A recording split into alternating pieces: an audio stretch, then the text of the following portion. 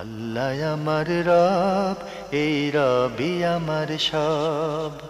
দামে দামে তন মনে তারি অনুভব। তোমার দুনিয়াতে আমি যেদিকে তাকাই, অথই নিয়ামতে ডুবে আছি সবাই।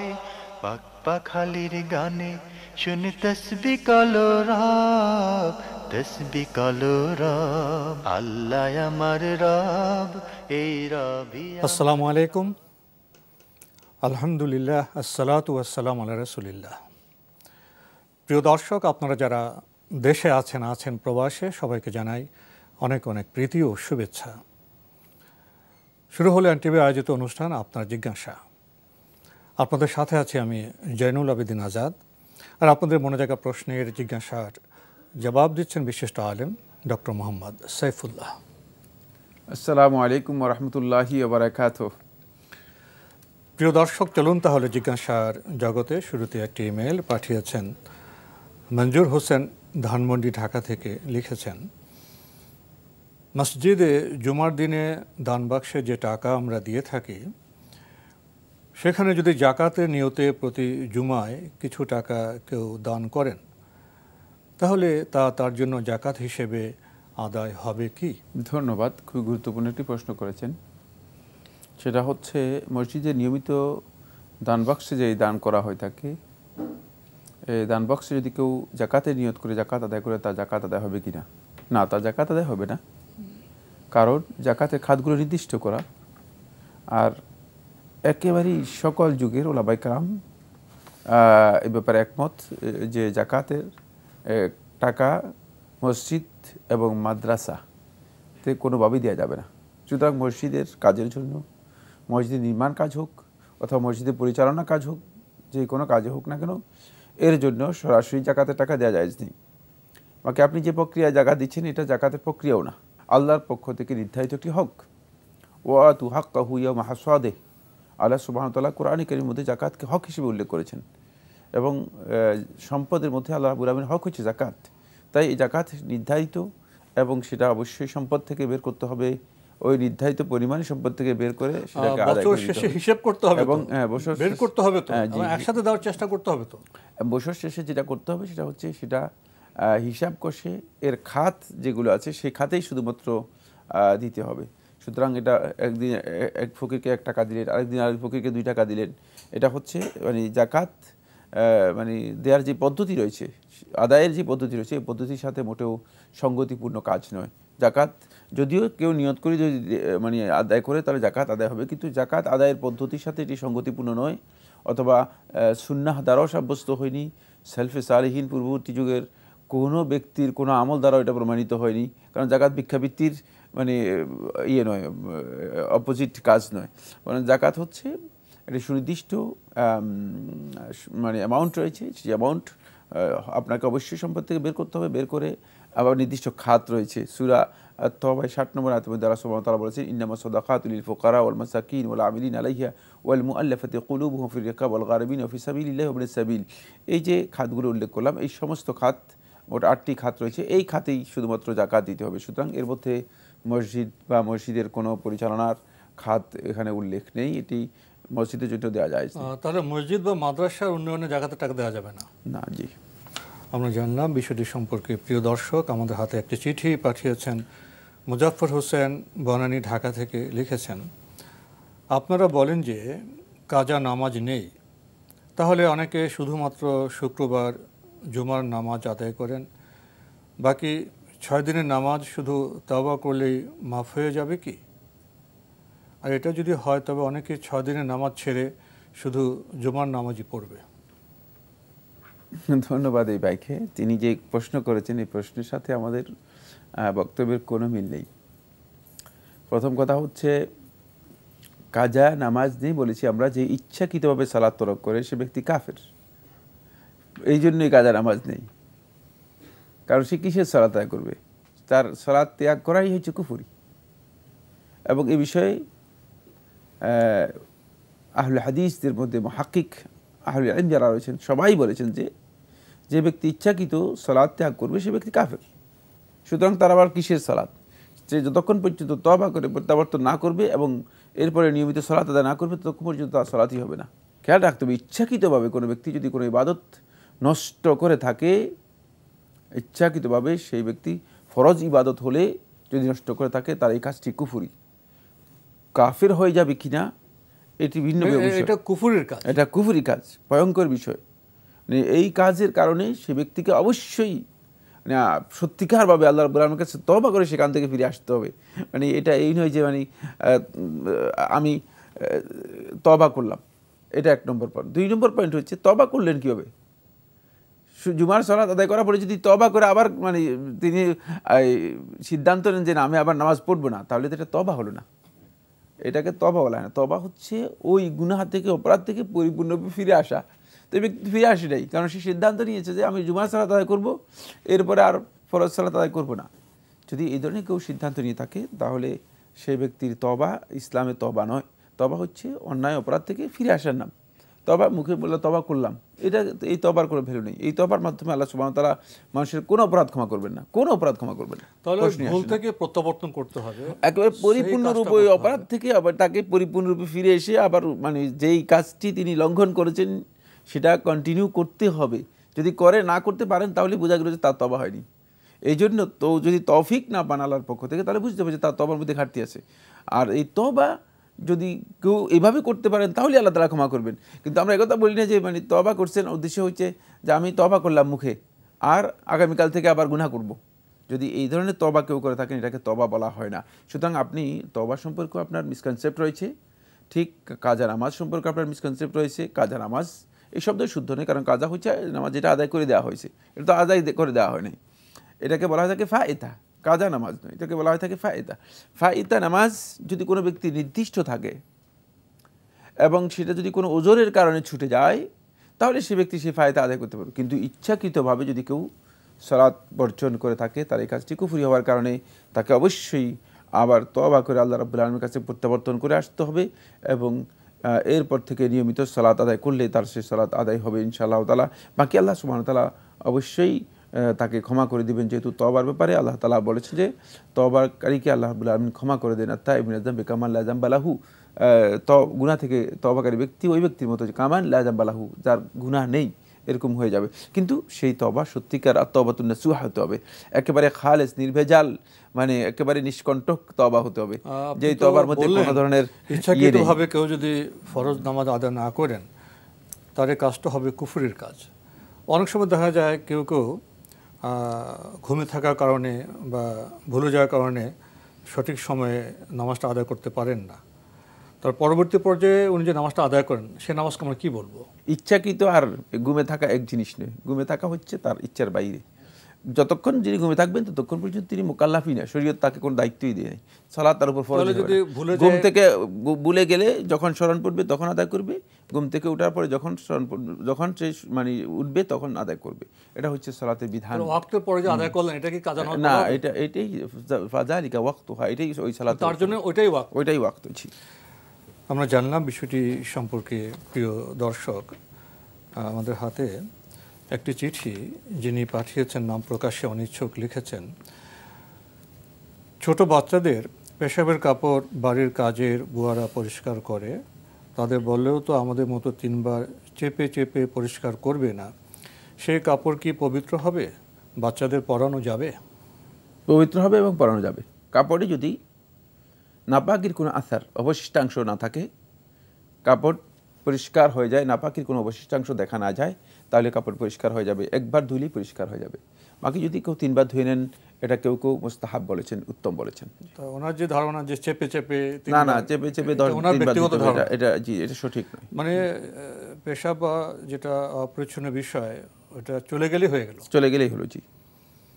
আরও লিখেছেন, আবাসিক হোটেল বা অফিসের টয়লেট সুইপার পরিষ্কার করে, সেই টয়লেটের কমোড ব্যবহার করলে নামাজ হবে? নামাজ তো হবেই, কোনো সন্দেহ নেই। জি, নামাজ হবে। নাপাকি বস্তু না লাগলে হলো? জি, প্রশ্নই আসে না। কোনো ময়লা দেখলে পরিষ্কার করে নিবে। জি। লিখেছেন, একটা বিষয় জানতে হবে যে ময়লা আর নাপাকি এক জিনিস নয়। নাপাকি নির্দিষ্ট ময়লা তো মানে এমনি যে কোনো ময়লা রাখতে পারে, যেমন কাদা মাটি, এটা একটু ময়লা, ঠিক না? কিন্তু কাদা মাটি পবিত্র, এখানে পার্থক্য খেয়াল বিশাল পার্থক্য করেছে। আরও লিখেছেন, আমাদের বাড়ি থেকে হেঁটে অনেক দূরে গিয়ে রিক্সা পাওয়া যায়, রাস্তার পাশে মুরগি বিক্রি করে তার নোংরা, আবার রাস্তার পাশে মানুষেরা সব ধরনের নোংরা ফেলে। বৃষ্টির সময় রাস্তা দিয়ে যাওয়ার সময় নোংরা পানির ছিটা কাপড়ে পড়ে, সে কাপড় পরে কি নামাজ হবে? কারণ অফিসে তো কাপড় পাল্টানো যায় না। নামাজ হয়ে যাবে, জি নামাজ হয়ে যাবে, কারণ ছিটা কোনো মানে পানি ছিটার কারণে কাপড় অপবিত্র হবে না। ছিটা তো একেবারেই সামান্য, একেবারেই সামান্য জিনিস, যার কোনো আধার নেই, যার কোনো ধরনের অবশিষ্টাংশ নেই, মানে বোঝা যায় না যে এটি নাজাসাত। সুতরাং এই ধরনের কোনো কিছু যদি কোনো কারণে কোনো মানে ব্যক্তির কাপড়ে পড়ে, এতে কাপড় অপবিত্র হবে না, কাপড় অপবিত্র হবে না। নাজাসাত একটা এমন পরিমাণে হতে হবে যেটা নাজাসাত হিসেবে পরিদৃষ্ট হচ্ছে, দেখা যাচ্ছে, দৃষ্টিগ্রাহ্য। লিখেছেন, পেপারে অনেক জায়গায় বিসমিল্লাহির রহমানির রহিম, ইন্না লিল্লাহি ওয়া ইন্না ইলাইহি রাজিউন এরকম লেখা থাকে, তাহলে সেই পুরাতন পেপারগুলো কি বিক্রি করা যাবে না? বিক্রি করা যাবে। বিসমিল্লাহির রহমানির রহিম মানে যদি আরবিতে কোরআনের আয়াত হিসেবে লেখা না থাকে, যদি বাংলায় উচ্চারণ লেখা থাকে, অথবা ইন্না লিল্লাহি ওয়া ইন্না ইলাইহি রাজিউন যদি বাংলায় উচ্চারণ লেখা থাকে, তাহলে এটি বিক্রি করতে কোনো বাধা নেই। কিন্তু যদি কোরআনে কারিমে আয়াত হিসেবে ইন্না লিল্লাহি ওয়া ইন্না ইলাইহি রাজিউন অথবা বিসমিল্লাহির রহমান লেখা থাকে, তাহলে অবশ্যই সেটা দেখলে আপনি সরাই দিবেন, দেখলে আপনি সেটা অবশ্যই ওটা কেটে নিয়ে বাকিটা বিক্রি করতে পারবেন।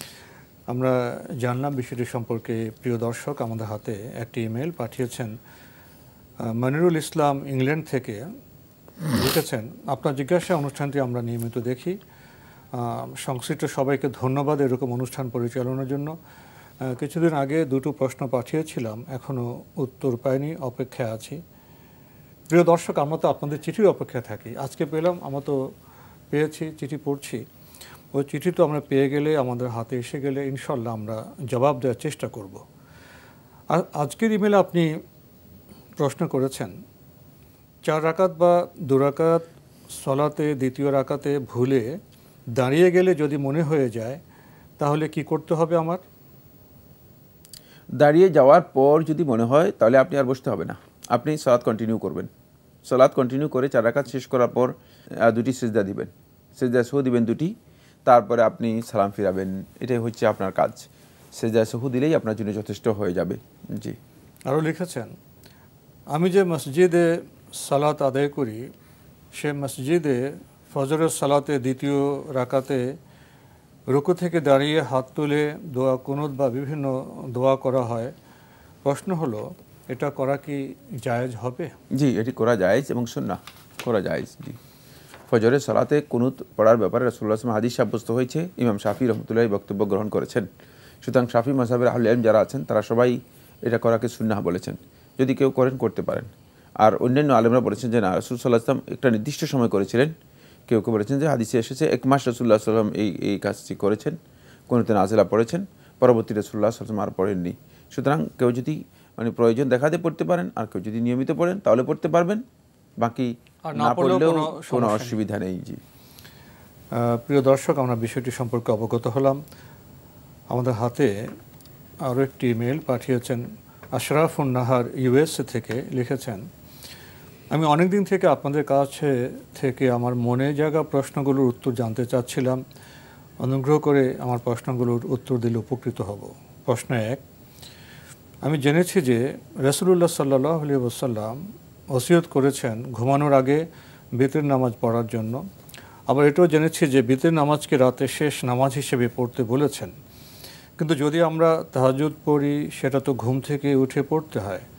এমত অবস্থায় বিতির কখন পড়তে হবে?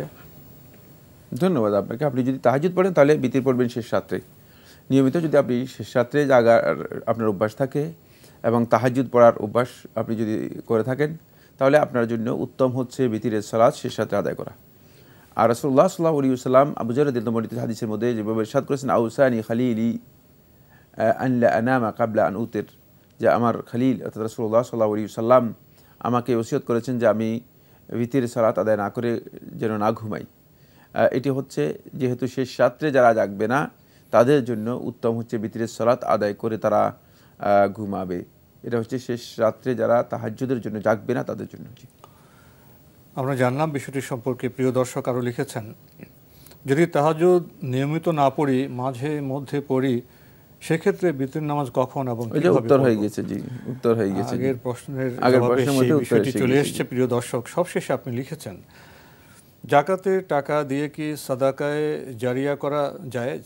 না, জাকাতের টাকা তো সদকা জারিয়ার বিষয় না। জাকাতের টাকার জন্য খাত নির্দিষ্ট রয়েছে, সুতরাং এর জন্য আপনি কোনো সদকা জারিয়ার কাজ করতে পারবেন না। জাকাতের খাতে আমরা একবার সুনির্দিষ্ট বিষয়ে সীমাবদ্ধ, জাকাতকে আল্লাহ তাআলা বন্টন করেছেন, সুতরাং আমি নিজের ইচ্ছা মতো বন্টন করলে চলবে না। ওই নির্দিষ্ট খাতে আর আমার যদি সদকা জারিয়া করার মতো কোনো সামর্থ্য থাকে, তাহলে আমি সেটা আমার ইচ্ছা মতো সদকা জারিয়া করব। জাকাতের বাইরে হতে হবে। জি, আমরা খুবই গুরুত্বপূর্ণ বিষয়ে অবগত হলাম। প্রিয় দর্শক, আমাদের হাতে একটি ইমেল পাঠিয়েছেন আকিব শিকদার। লিখেছেন, আমার শ্বশুর ও শাশুড়ি থেকে পাওয়া কিছু আচরণ আমি অনেক কষ্ট পেয়েছি। এখনও আমি তাদের উপর রাগ করে আছি, তাই তাদের সাথে 11 মাস ধরে কোনো কথা বলি না। ওনারা কথা বলতে চান, আমার ফোনে কল দেন, আমি ফোন ধরি না এবং শ্বশুর বাড়িতে যাই না। আমার বউকেও তার বাবা মার সাথে যোগাযোগ ও যেতে দেই না। 7 মাস হয়েছে। আমার বউ তার বাবা বাড়িতে যাওয়ার জন্য মন খারাপ করে, কান্না করে, আমাকে বলে নিয়ে যেতে, কিন্তু আমি আমার শ্বশুর বাড়িতে আর কোনো সময় যাব না বলি। তাদের সাথে কথা বলবো না ঠিক করেছি, এবং আমার আব্বা আম্মা দেয় না তাদের সাথে কথা বলতে ও যেতে। এটা কি ঠিক আছে? এটা কি আমার অন্যায় হচ্ছে? এর জন্য কি আমাদের কোনো গুনাহ হবে? আমাদেরকে জিজ্ঞেস করবেন না, ওনাকে জিজ্ঞেস করলে উনি বলতে পারবেন। উনি নিজে তো বলতে পারবেন যে এটা ঠিক নেই, ঠিক না। আচরণগত দিক থেকে এর কোনো ভিত্তি নেই। আচরণগত সৌজন্যতা রক্ষা করবেন, তাদের সাথে সৌজন্যতা রক্ষা করা আপনার জন্য যায়। যদি তারা কোনো দুর্ব্যবহার করে থাকে, এর জন্য অবশ্যই তারা দায়ী হবে। কিন্তু তাদের ব্যবহার, তাদের বিষয় তারা দায়ী হবে। তারা এর জন্য অবশ্যই আল্লাহর কাছে জবাবদিহি করতে হবে। কিন্তু আপনি আপনার সৌজন্যতা যতটুকু দরকার সেটা আপনি রক্ষা করার জন্য চেষ্টা করবেন। কিন্তু আপনি যদি মনে করেন আপনি যেতে চাচ্ছেন না, তাহলে তাদের মেয়েকে অবশ্যই যেতে দিতে হবে। এটা হক, যেহেতু তার যাওয়ার অধিকার আছে, সেজন্য তাকে যেতে দেওয়াটা আপনার জন্য এটা হচ্ছে বিধান। আপনি যে কাজটি করছেন, এই আচরণটা আপনি নিজেকে জিজ্ঞেস করলে উত্তর পেয়ে যাবেন। এটা কোনোভাবেই সঙ্গত নয়। আমাদের ধর্মে তো আত্মীয়তার সম্পর্ক ছিন্ন করাটা তো কখনো ভালো কাজ হিসেবে বিবেচনা করা হয় না। না, এই কাজটি হয়তো হতে পারে তার কোনো অভিমান হয়েছে, যে ইত্যাদি ইত্যাদি। ভাই, আসলে আমরা ধৈর্যশীল হই, মানুষের আচরণকে আমরা ক্ষমা করতে শিখি। আমরা জানলাম বিষয়টি সম্পর্কে। আমাদের হাতে আরও একটি ইমেল, এটি পাঠিয়েছেন ইমরান শাহরিয়ার, সিলেট থেকে। লিখেছেন, 4 খলিফা পরবর্তী সময় থেকে বর্তমান সময় পর্যন্ত ইসলামিক ইতিহাস সম্পর্কিত কিছু বইয়ের নাম বলবেন? তারিখুল ইসলামী, ডক্টর আহমদ শাকির রাহিমাহুল্লাহ তাআলা তার লেখা এই বইটি পড়তে পারেন। যদি আপনি একেবারে 4 খলিফার পরবর্তী সময় থেকে আরম্ভ করে এইটা পাবেন আপনি পরবর্তী বলতে হয়তো 1970 এতটুকু পর্যন্ত। 4 খলিফা তো উমাইয়া, আব্বাসী, না, 1970 পর্যন্ত পাবে। হ্যাঁ, মানে একেবারে ওই যুগ থেকে আরম্ভ করে 1970 পর্যন্ত পাবে।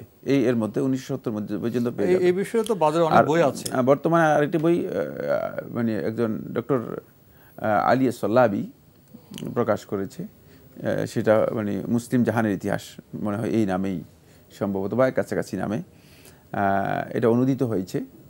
কিন্তু এর মধ্যে কিছু বিষয় আছে যথাযথ নয়, তারপরেও এটাও পড়তে পারেন আপনি। এই দুটি শব্দ কি ঠিক আছে? আমরা কখনো বলি ইসলামের ইতিহাস, আবার বলি মুসলমানদের ইতিহাস। মুসলমানদের ইতিহাস আর ইসলামের ইতিহাস কি একরকম হবে?